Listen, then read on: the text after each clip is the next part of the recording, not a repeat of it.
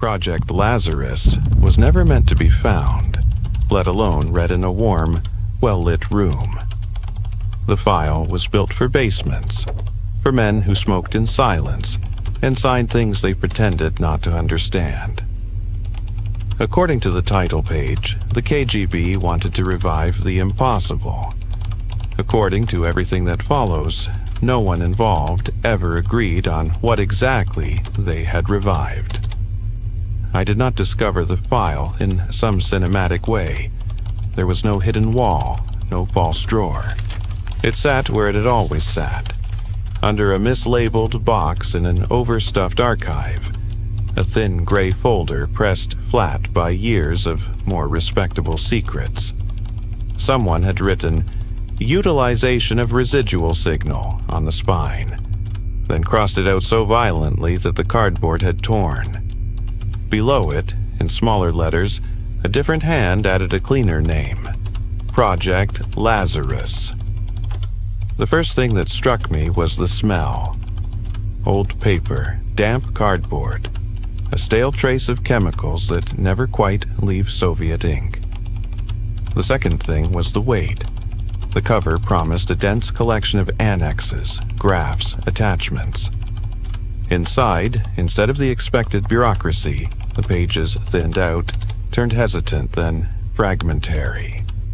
It looked less like a finished report and more like a confession interrupted halfway through. Someone had tried to make this file disappear without actually destroying it. That alone would have been enough to make me suspicious. But the summary on the first page was what kept my hand on the folder and my thoughts in the room long after the working day had officially ended. According to preliminary experimental observations, it began, a persistent awareness signal has been registered in post-procedure subjects beyond the accepted limits of cerebral activity. The anomaly demonstrates a directional reaction to controlled stimuli, including non-local stimuli. Further observation recommended under restricted protocol. Persistent awareness signal. Non-local stimuli. I have read enough Soviet research files to know when the authors are hiding behind language.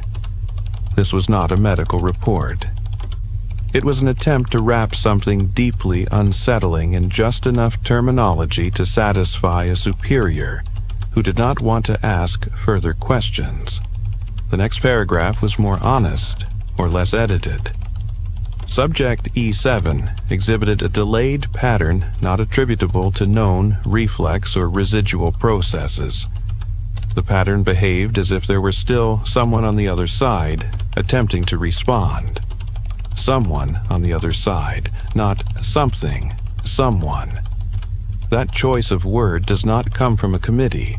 It comes from a technician who spends too many nights alone with machines and begins to hear intention in static. Project Lazarus began, officially, in the third basement level of a Soviet medical research institute that no longer exists on paper. The institute itself has been repurposed and renamed enough times that even the building seems unsure what it is. During the years covered by this file, it belonged to the Ministry of Health, but the security staff answered to a completely different structure. The Institute's public work involved trauma surgery and neural repair. Its private work, the work that drew the KGB's attention, involved what happened in the thin stretch of time between life and death. The origin of the project is buried in a single paragraph on page 3, almost as an afterthought. A senior physician, known only as Consultant A, reported a case in which an unconscious patient showed a faint but persistent pattern on monitoring equipment long after the team had declared clinical death. The pattern was weak, irregular, but it responded in crude ways to the environment. Voices near the bed, changes in light, even the pressure of a hand on the cooling skin. Consultant A noted that the pattern did not fit familiar reflex arcs or the usual electrical noise of dying tissue. He described it carefully as attention-like. What he meant, and dared not write, was that it behaved as if the patient were still there, stripped of movement, stripped of language, but still turning their head inwardly toward whatever reached for them. The event could have been dismissed as a faulty line or worn-out electrodes. Normally, it would have been. But the patient's chart carried an annotation from a security officer, and security officers do not annotate charts without reason. The dead man, it seemed, had been important enough to attract the KGB, and the KGB had noticed more than the cause of death. Within weeks, the Institute received new equipment, new funding, and a very quiet new floor. Officially, it was a post-operative monitoring wing. In practice, it became the heart of Project Lazarus, a closed unit where the border between departing consciousness and lingering signal would be measured, stretched, and, if the file is to be believed, manipulated. The first confirmed experiment in the file reads almost modestly, as if the authors were still trying to convince themselves the anomaly wasn't just noise. A single subject, terminal, sedated, wired to a bank of monitors far more sensitive than anything used upstairs. The protocol was simple. Observe neural activity before and after the moment of clinical death. Catalog everything, and see whether the strange pattern from Consultant A's case reappeared. It did. Not loudly, not dramatically. It arrived like a faint echo in a building that had been silent for hours, so soft that the staff almost talked themselves out of hearing it. The file notes that one neurologist insisted it was interference from nearby equipment. Another blamed imperfect shielding. The technician in charge of the night shift wrote something different in the margin, later circled in red ink by an unknown hand.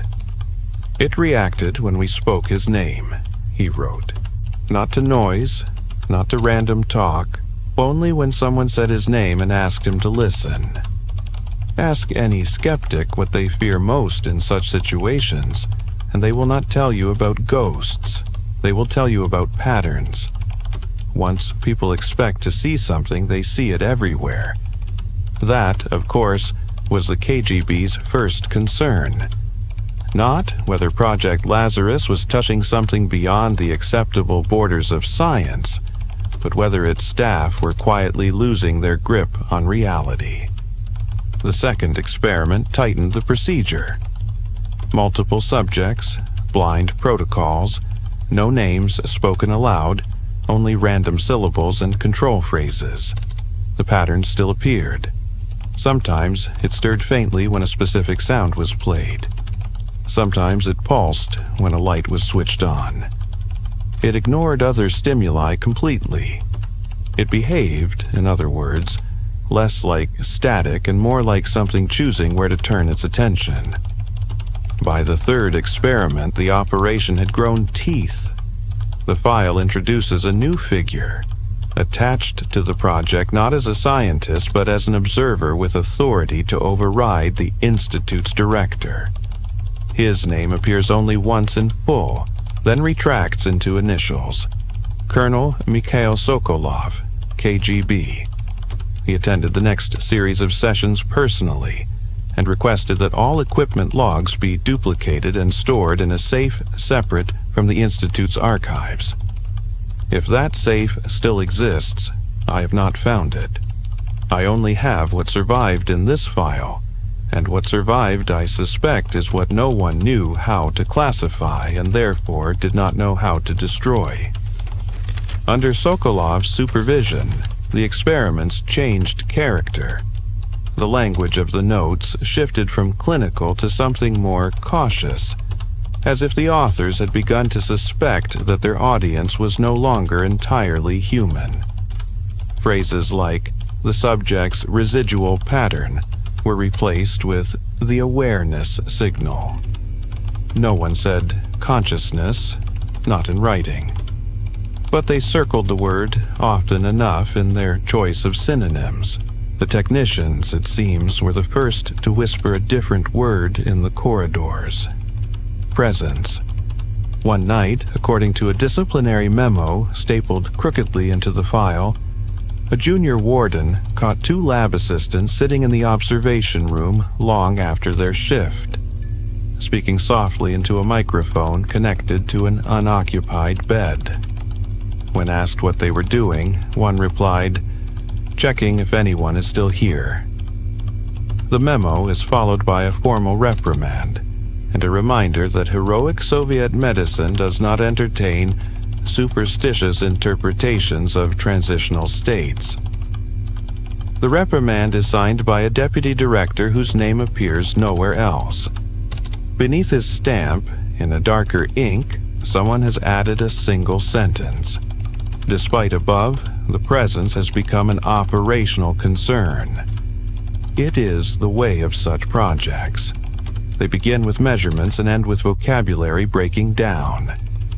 The internal experiments that followed made no attempt to stop at observation. If there was a signal, they would attempt to guide it. If there was a leftover sliver of attention hovering at the edge of death, the KGB wanted to know whether it could be compelled, instructed, or used. The file describes a series of trials referred to only by season and year: winter series, spring series, whole months compressed into a few paragraphs. The details are sparse, but a pattern emerges. The staff began to introduce not just sounds and lights, but simple commands. If you can hear, focus on this tone. If you are aware, follow this pattern. The idea was not to communicate in words, but to produce a measurable shift. An increase here, a suppression there. Something to indicate that whatever flickered in the electrodes was capable of a decision. In a small number of cases, they succeeded. The report mentions Subject 31, whose awareness signal, if we accept that term, appeared 30 seconds after the heart stopped and persisted for nearly 10 minutes. During that time, the technicians presented a sequence of tones at irregular intervals. When they would later analyze the recorded pattern, they found that the spikes in the signal aligned, within a narrow window, to a specific tone that had been associated with the subject's family and life. A melody played at a bedside, a habit known from the patient's interview. The pattern ignored other sounds, even louder ones.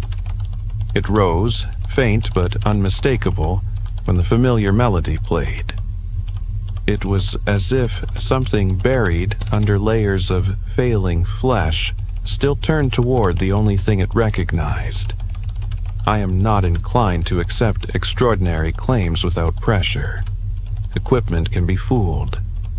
People can be fooled more easily. But even through the dry phrasing of the notes, there is a tremor. The staff did not want this interpretation. It made their work something other than what they had signed up for. The KGB, of course, were interested for different reasons. One handwritten comment by Sokolov stands out. If the awareness signal can differentiate between stimuli, he writes, there's a possibility of encoding information for extraction after the moment where physical resistance is no longer possible. There it is, stripped of euphemism. Not the hope of preserving the dying, but the possibility of questioning them when they could no longer fight back. Project Lazarus was less a resurrection attempt than an interrogation dreamed up in an office where empathy was a word for other people. The technicians balked. So did some of the physicians. The file hints at meetings behind closed doors, ethical objections, even the resignation of a respected neurologist whose name is carefully blacked out.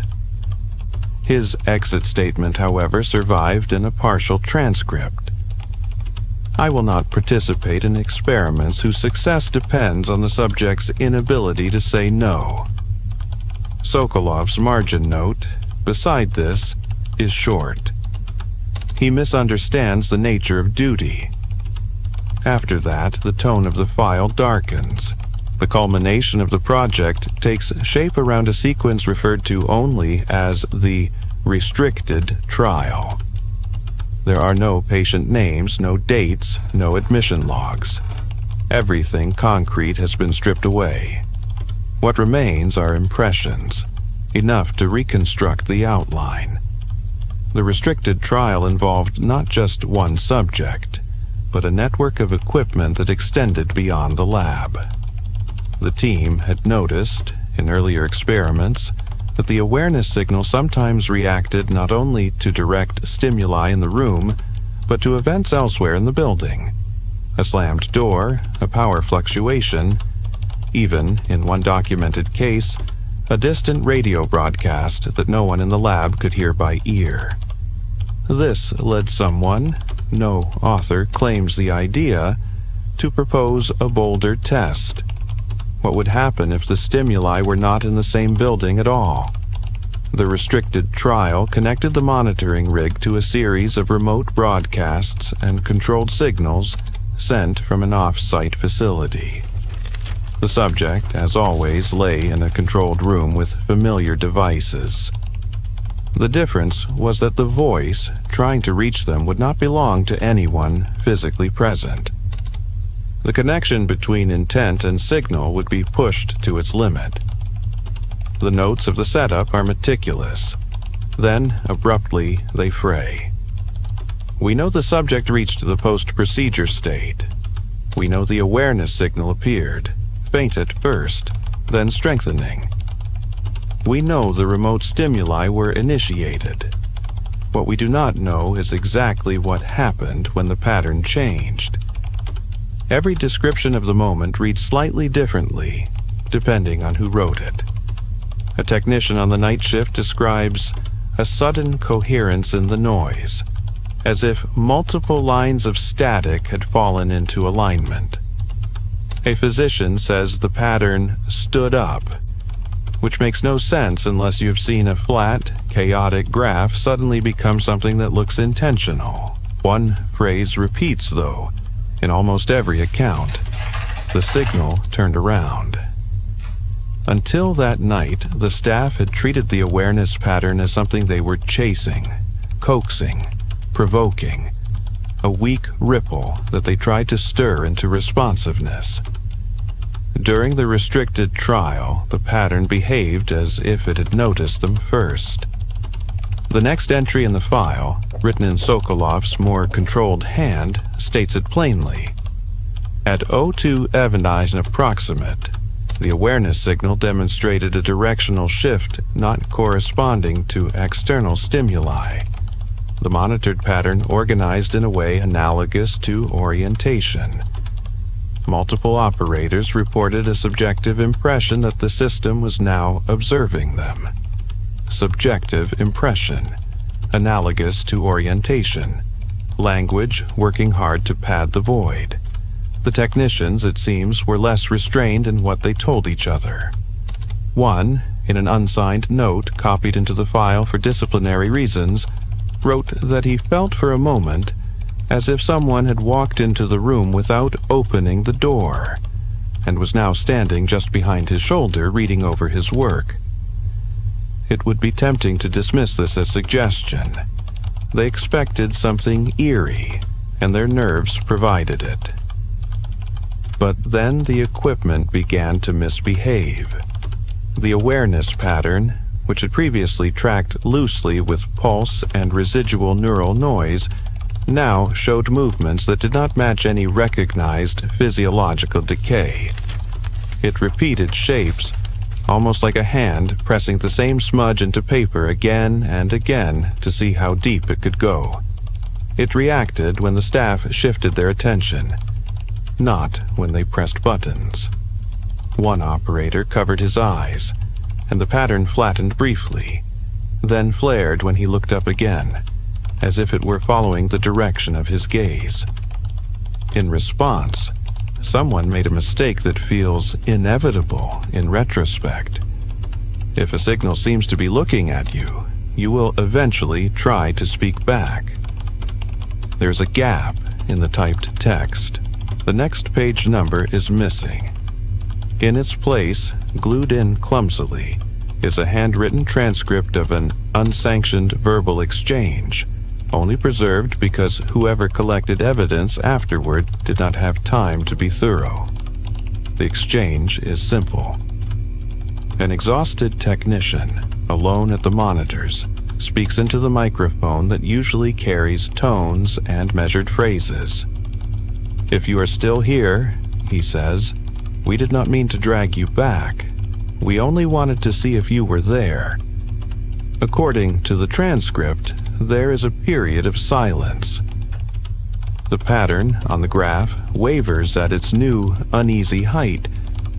Then something happens that the witnesses describe in 3 contradictory ways, and yet all circle the same feeling. The pattern, they say, tightened. It became sharper. It looked, in the words of one, like someone taking a breath so they could answer. What form does an answer take when you have no lungs, no tongue, no nervous system as we understand it? The file does not claim that words appeared on the screen. It does not claim that the awareness signal suddenly learned Morse code. But the next line in the transcript is not written by any human hand in the room. It is a note dictated later, after the incident, by someone whose name has been redacted. "We cannot agree on whether we heard anything in the room," the note reads, "but we are in agreement about the impression.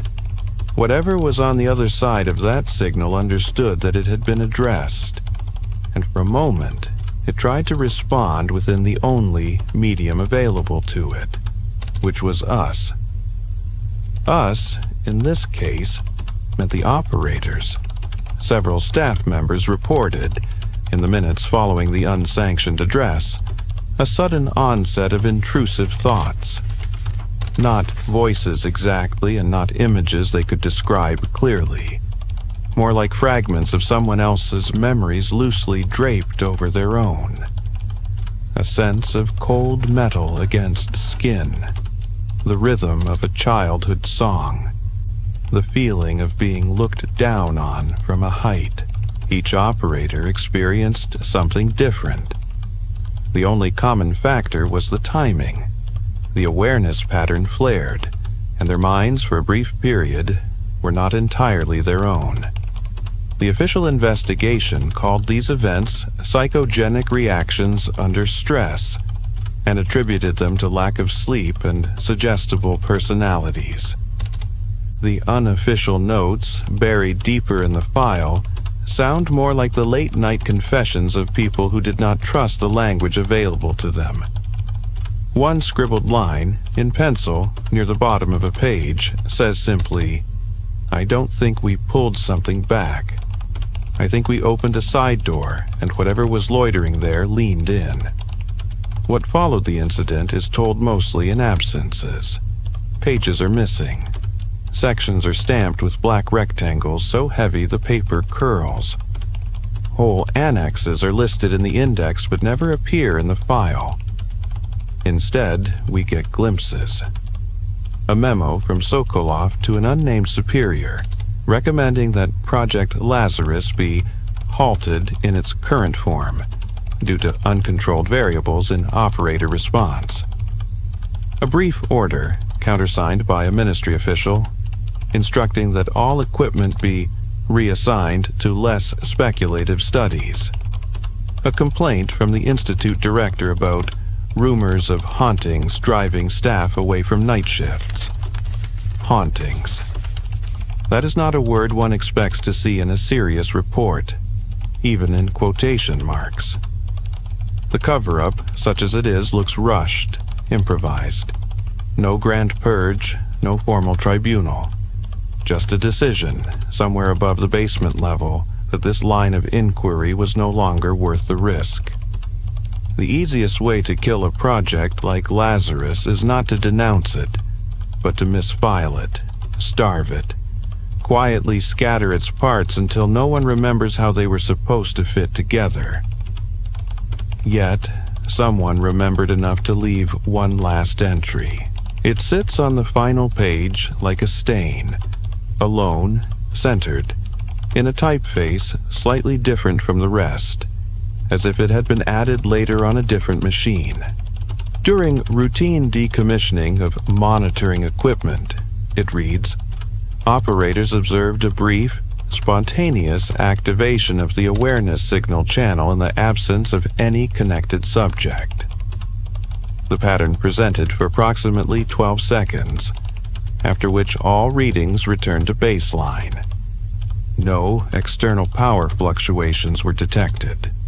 All equipment had been disconnected from biological interfaces at the time. Interpretation remains inconclusive. Someone has underlined absence of any connected subject 3 times. What does one make of a ghost in a machine built to listen to ghosts in flesh? There are explanations, of course. Residual charge, faulty wiring, a misreading of the logs. I would be more comfortable with any of those than with the alternative, that the channel, once opened, remembered how to speak even when no one was lying in the bed. The file ends there officially. No formal closure, no certificate of termination. Just a short line typed in the lower right corner, almost like the last sentence of a letter. Further observation deemed unnecessary. Unnecessary or unbearable. I closed the folder after reading that, more out of reflex than conclusion. The room around me felt smaller, the air slightly more dense, as if the walls had edged closer without moving. Archive rooms have that effect sometimes, especially after hours. They are not haunted by spirits in my experience. They are haunted by the weight of decisions made long ago by people who assumed their work would either save the world or disappear forever. Project Lazarus did neither.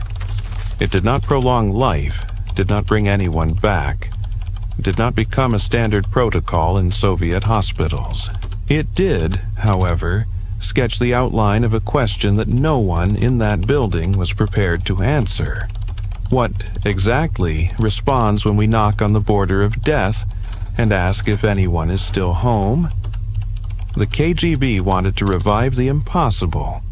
Instead, they may only have proven that some doors, once nudged open, remember where the hinge sits. There is one last element I have not mentioned, because I am not sure what to do with it. Folded into the back cover, almost as an afterthought, is a strip of paper bearing a short, typewritten log, without date or context. It might be nothing. It might have fallen in from another file. But it carries the project's code name, and that is enough to keep it from the trash. Lazarus trial. Final response, it says at the top. Below that, 3 lines. Operator, if you can still perceive us, what do you want? Pause. Recorded notation, do not turn us off. The source of that notation is unclear. It is not attributed to a specific operator. It is not framed as a quote, only as a notation. For all I know, it was a mislabeled reminder to a repairman about the power supply. But someone, at some point, thought it belonged here, with the rest of Project Lazarus. Do not turn us off. The sentence lingers in the mind more than it should. It is not a demand for rescue, not a plea for justice, not the grand declaration of a consciousness cheated of a final rest. It is smaller, sadder, and somehow worse. It sounds like something that has grown used to the darkness and fears only the loss of the one faint signal left. I cannot tell you whether the awareness signal was real in the way its designers hoped. I can tell you that the men who worked in that basement, under the eyes of a security service that believed nothing and feared everything, came as close as anyone has to pressing their ear against whatever waits beyond our last breath. What knocked back, if anything did, left almost no trace. No miracles, no new doctrines. Just a line in a file that should not exist. In a folder that should have crumbled years ago. In an archive that sometimes feels more alive than the institutions that built it. When I leave for the night, I make a habit of turning off the lights, checking the locks, making sure the machines are at rest. It is part of the ritual of closing a place like this. Since reading the Lazarus file, though, I hesitated an extra second over the main switch. It is a foolish hesitation. Lights are not neural monitors. An archive is not a laboratory basement. Files do not wake up when the screens go dark. Still, sometimes, in the shallow hours when the building settles and the city outside forgets to make noise, I imagine a thin, patient attention hovering somewhere in the dust of our records, waiting for the small, familiar click that tells it whether tonight we have left anything running that might hear it knock. I always turn everything off. That is my job. The dead are entitled to darkness. But when I walk away down the corridor, the echo of old experiments at my back, I am not entirely sure whose comfort that decision serves. A few weeks after first reading Lazarus, I went to see where it had happened. I could have left the project on paper, let it remain a story told by tired typists, but there is a limit to how long you can stare at a description of a room without wanting to know what the room does to your head. Files flatten events. Buildings give them back their height. The former institute sits at the edge of a district that looks like any other inheritance from that period.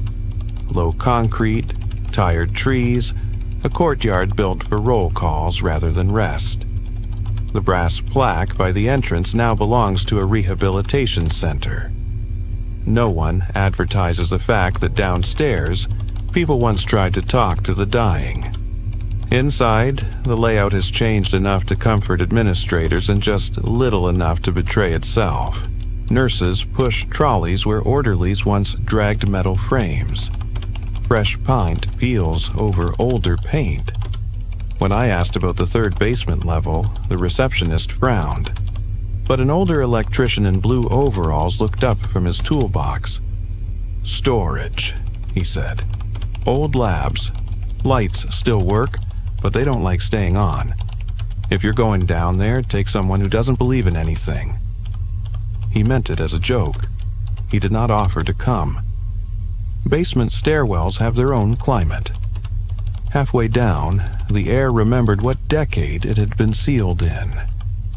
By the time I reached the third level, the building felt heavier, as if the floors above had been stacked directly onto my shoulders. The corridor itself was clean enough.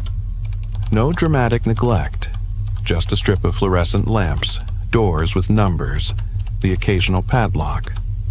At the far end, one door stood unlocked, its frame bearing a paler rectangle where a warning sign had once been bolted. The room beyond it was smaller than the file had made it. That is the trick archives always play on the mind. They stretch spaces to fit the size of the fear. In reality, the monitoring lab could have been any forgotten classroom. Bare tables, discolored rectangles on the walls where racks of equipment had once stood. A pane of glass painted over from the far side that must have looked into the observation room where the bed had been. No bed now, just the echo of where it should have stood. I do not claim that anything supernatural occurred. No sudden cold spot, no whisper in my ear. The only sounds were my own shoes and the distant muffled cough of the heating system. Yet the place had acquired a kind of aftertaste, as if certain questions had been asked there often enough to leave a residue. Near one of the outlets, just above skirting level, I noticed a small scratch in the paint. Not a crack, deliberate. Someone had pressed the tip of a tool into the wall and traced 2 characters. L7. It might have meant nothing. A workman's initials, a line number. Or it might have been the private joke of a technician who needed to leave some mark in a room where everything else was supposed to be erased. I stood, looking at it longer than the mark deserved, listening to the silence pressing lightly against my ears. The file says the operators eventually began addressing the awareness signal directly, as if it were not a pattern but a listener. Standing in that empty room, with its rusty sockets and its dead glass, I understood why.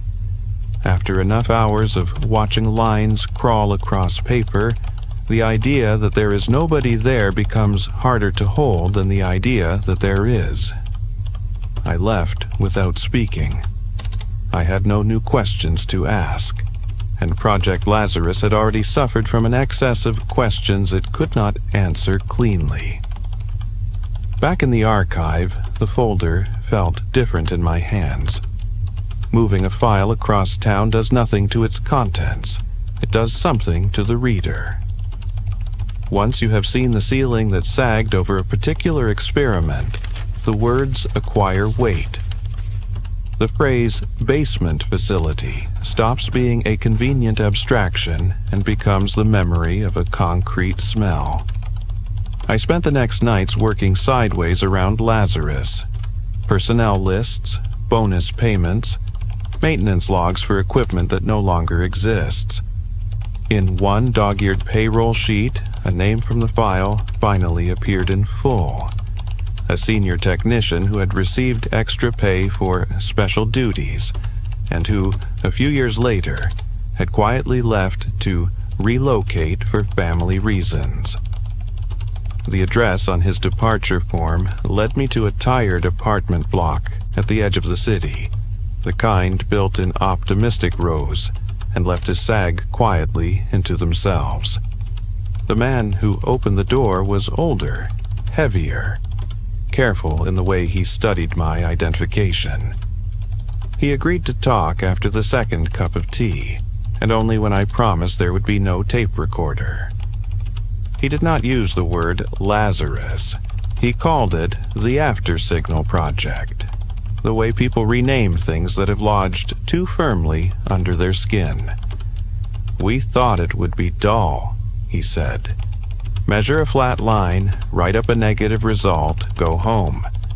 It was supposed to prove there was nothing there. And did it? I asked. He looked past me, toward the muted television in the next room, where a bright game show played to an absent audience. It proved there was something we didn't understand, he said. Which is not the same thing as proving there was someone. He described the early cases in language that matched the file. Faint ripples, brief flickers. Then he described the night of the restricted trial, his hands unconsciously tracing graphs in the air. The signal had always been slippery, he said, like trying to hear a whisper with a fan running. That night, for a while, it felt as if the fan had stopped. Not because we did anything clever. More as if whatever we were listening for finally realized we were listening. And when you spoke to it, I asked. He grimaced. You have that in your papers? He said. A transcript, I admitted. No names. It was no heroism, he said. Just fatigue. You sit in a closed room at 3 a.m, your eyes full of lines, your ears full of nothing. And at some point it becomes less ridiculous to talk to the graph than to pretend you aren't thinking about it. So I told it. Exactly what you have in your transcript. That we weren't trying to drag anything back. That we only wanted to know whether anything remained. He fell quiet for a long moment, the clock in his kitchen measuring out the seconds. I won't tell you we heard a voice, he said finally. That would be a lie, but the pattern changed. Not in a way I can prove from memory.